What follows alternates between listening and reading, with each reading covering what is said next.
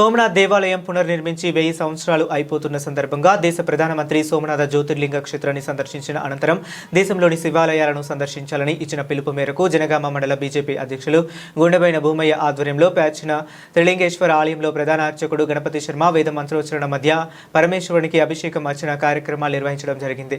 ఈ సందర్భంగా బీజేపీ రాష్ట్ర నాయకులు ఖ్యాతం వెంకటరమణ గారిని అర్చకులు ఉత్తరీయంతో సత్కరించారు. ఇప్పటికీ కూడా కొద్దిమంది ముష్కరులు హిందూ దేవాలయాలను అప్రవిత్రం చేస్తూ హిందూ ధర్మాన్ని అపహాస్యం చేస్తున్నారని వారి పట్ల అప్రమత్తంగా ఉండాలని అన్నారు.